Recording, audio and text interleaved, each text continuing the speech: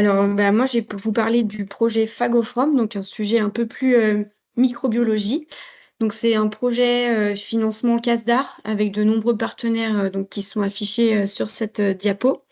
Donc a commencé en janvier 2025, on est vraiment au tout début du projet et qui va aller jusqu'en juin 2028. Alors déjà pour introduire un petit peu le projet, je vais faire quelques petits rappels. Qu'est-ce que c'est qu'un phage? Donc un phage ou bactériophage, c'est un virus qui infecte, spécifiquement donc des bactéries parce que ça vient du grec qui ça veut dire littéralement «mangeur de bactéries». Donc c'est des entités qui sont très représentées sur la planète, c'est minuscule mais il y en a beaucoup et surtout il y en a partout. Dès qu'on a du vivant, dès qu'on a des bactéries, finalement on a des phages. Et il y en a donc du coup énormément dans tous les produits finalement fermentés où on multiplie des bactéries, donc on va multiplier des phages.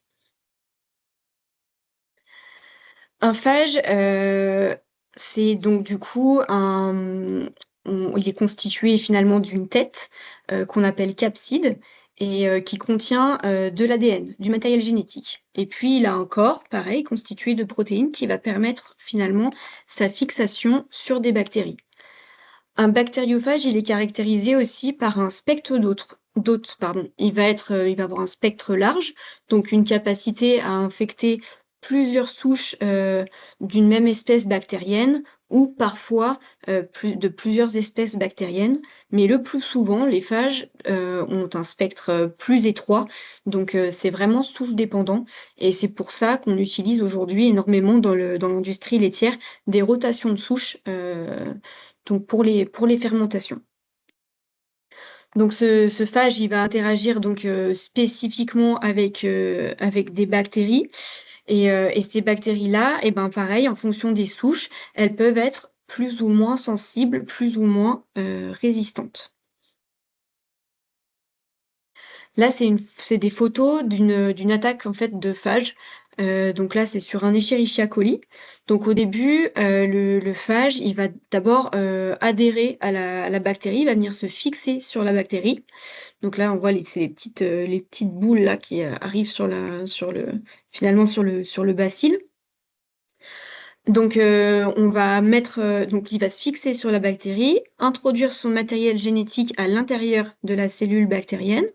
Il va se multiplier et ensuite, on va arriver à la lise de la bactérie et donc là, tous les petits phages, qui se sont multipliés à l'intérieur de la bactérie, bah, vont être disséminés finalement dans le milieu et vont avoir la capacité d'attaquer de nouveau d'autres bactéries. Donc finalement, c'est une réaction en chaîne qui peut causer du coup, des dégâts dans dans les produits fermentés. Donc, aujourd'hui, dans l'industrie laitière, on connaît bien finalement les phages de bactéries, lactiques, de bactéries acidifiantes. Les plus étudiés, ça va être les phages de Lactococcus lactis, Lactococcus cremoris, de Streptococcus thermophilus, Lactobacillus delbrueckii. Bref, les bactéries qui vont être vraiment support de l'acidification dans, beaucoup de technologies fromagères. Là, c'est une photo où, bah, on voit finalement une culture, bactérienne. Avant une attaque phagique et puis après une attaque phagique et donc on voit bien que les phages peuvent, vraiment causer des dégâts dans une culture bactérienne qui va du coup par la suite, bah, être, incapable finalement de remplir son rôle, correctement et du coup, ça peut avoir des impacts donc, immédiats ou un peu plus tardifs mais, immédiatement, bah, ça va être une augmentation du temps d'acidification voire une incapacité complète à arriver au pH, cible. Ça peut être des risques de post-acidification parce que du coup, on conduit pas l'acidification, correctement et il peut y avoir la présence de sucre, résiduel. Ça peut être des problèmes d'égouttage, et puis aussi, des risques de contamination par des micro-organismes indésirables, voire pathogènes, puisque vu qu'on a mal conduit l'acidification, on est potentiellement moins protégé. Aujourd'hui, on a beaucoup donc ça a été quand même déjà pas mal étudié, ces phages de bactéries, acidifiantes et on a du coup, des collections de phages aujourd'hui qui nous permettent, bah, de voilà, de faire de la recherche, de développer des outils de détection, de quantification de ces phages. On a, aussi, pu acquérir des connaissances, bah, autour du comportement de ces phages justement, les spectres d'autres, les la virulence de ces phages. On a aussi pu acquérir des compétences, enfin des connaissances en tout cas sur, bah, comment réagissent les souches, par rapport aux phages et puis, l'impact que ça peut avoir du coup, sur les écosystèmes microbiens et les impacts produits. Toutes ces connaissances, toute cette étude des collections, ça nous a permis aujourd'hui d'avoir des leviers pour maîtriser le risque phagique en atelier fromager. Donc ça va être, voilà, préconiser des rotations de culture, l'utilisation de ferments complexes, adapter des procédures de nettoyage, spécifiques pour les phages. Ça va être des bonnes pratiques, de gestion des flux en atelier fromager et j'en passe. Mais aujourd'hui, on a quand même, certains leviers, certains conseils qu'on peut donner en industrie, enfin en atelier fromager, pour la maîtrise de ces phages. Par contre, voilà, bon, bah, dans un process fromager, donc on a les bactéries lactiques, enfin les bactéries acidifiantes, on a les levures et les champignons, bien sûr, qui sont importants aussi dans le processus fromager, mais on a aussi des bactéries qui interviennent lors de l'affinage. Et là, par contre, eh ben, on a très, très peu de données, sur les phages de bactéries d'affinage. Il y a très, très peu de recherches qui ont été menées et c'est vrai que ça pourrait causer des problèmes qui, pour l'instant, ne sont pas forcément anticipés, dans la filière laitière. Là, c'est quelques exemples donc, des prémices d'études, en tout cas, qui ont été conduits sur ces phages de bactéries d'affinage. Donc on a un petit début de collection de phages de bactéries d'affinage qui ont pu être isolées sur des fromages. Donc ça va être des phages de Glutamicibacter, de Brevibacterium, Leuconostoc, Psychrobacter, Staphylocoque, voilà, sur, différentes études qui ont pu être isolées. Donc on sait qu'on a des phages pour ces bactéries-là également.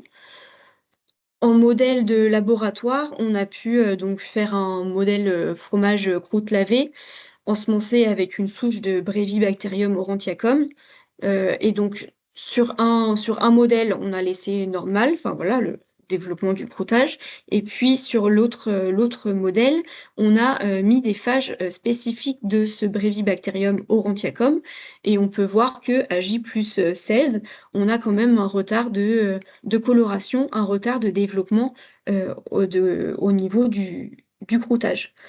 Donc, on a quand même c'est un modèle de laboratoire, mais on peut potentiellement, avoir un impact sur les produits.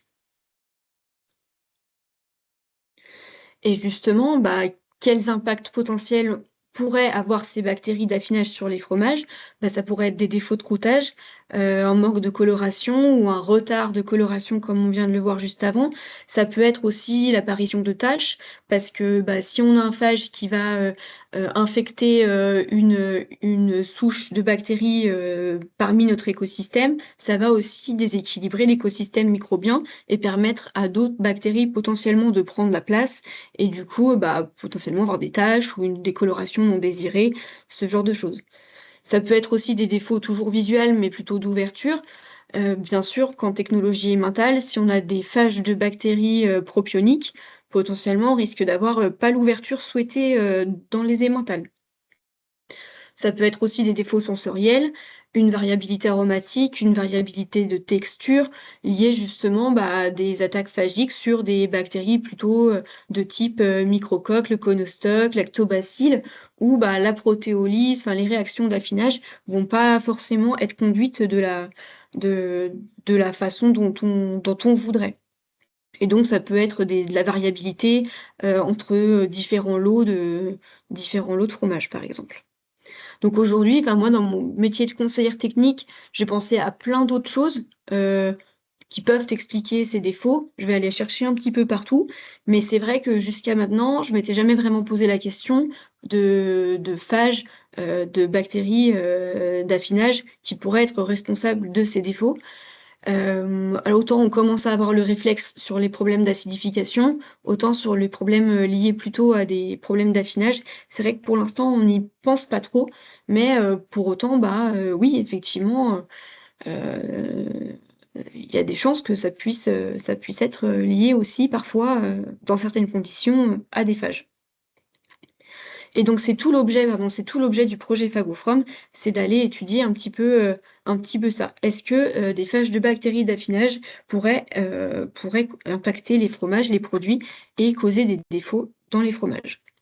Donc pour parler un tout petit peu plus de ce projet, Heu, les objectifs, du projet et les enjeux, ça va être de développer des outils opérationnels, donc pour pouvoir aller détecter, isoler, quantifier ces phages, de bactéries, d'affinage pour, bah, créer des collections finalement, pour aller, acquérir des connaissances, en tout cas, sur les écosystèmes de ces phages de bactéries à d'affinage dans les laits et dans les fromages. Toujours dans l'idée d'aller, quand même, trouver des moyens de maîtrise, d'aller au plus près du terrain et que ce soit finalement utile. Donc là, ça va être d'aller identifier les réservoirs de phages et donc depuis l'environnement de la ferme jusqu'au produit fini pour, bah, éventuellement, avoir des leviers et des moyens de maîtrise. Ça va être aussi, sensibiliser les professionnels de la filière laitière, en communiquant, en ayant aussi, bah, des idées de quelles pourraient être les répercussions économiques finalement sur l'impact sur les produits, de ces phages de bactéries d'affinage et puis, bah, créer finalement une dynamique française autour de cette thématique, des phages. Donc le projet Phagofrom, il vient juste de démarrer, comme je vous l'ai dit, et donc l'action 1, le démarrage du projet, c'est vraiment construire avec les professionnels un plan de prélèvement pour identifier les sources potentielles de phages de bactéries d'affinage en lien avec des défauts. Donc ça passe par la sensibilisation et l'information des acteurs de la filière. Donc on a fait un webinaire au mois de tout fin mai, justement pour informer en fait les acteurs des filières. Suite à ça, on a fait un questionnaire, pour, identifier de potentiels cas terrains qui seront ensuite, ben, approfondis par des enquêtes. Donc l'idée là, c'est d'avoir, bah, voilà, des cas terrains où on a des défauts d'affinage ou qui pourraient potentiellement être liés à des phages. Ensuite, on va aller collecter des échantillons sur le terrain de lait et de fromage avec et sans défaut et ils seront ensuite, traités, en laboratoire pour, voilà, décrire les écosystèmes, phagiques et développer des méthodes. Au global du projet, donc là, je vous ai expliqué un peu plus en détail l'action 1 par laquelle on commence le projet. Mais ensuite, voilà, l'idée, ça va être de vraiment, constituer une collection de phages caractérisés. Ça va être d'étudier la diversité phagique des laits et des fromages aussi, par une approche métagénomique et métavirale. Et ensuite, ça va être de retourner, sur le terrain avec les connaissances acquises pour, bah, développer des outils de détection PCR, pour, tester ces outils de PCR sur des cas concrets justement pour aller chercher, des réservoirs de phages dans les cas terrain. Et puis ça va être aussi des fabrications pilotes pour mesurer, l'impact de ces phages sur l'apparition de défauts. Donc voilà en gros le la dimension, du projet Phagofrom et donc bah, pour démarrer ce projet, on a besoin de vous, on a besoin des professionnels des filières, laitières et du coup, vous voyez le petit QR code là en bas de l'écran. Donc voilà, bah, je vous remercie d'avance si vous pouvez flasher ce petit QR code et répondre au questionnaire qui est anonyme.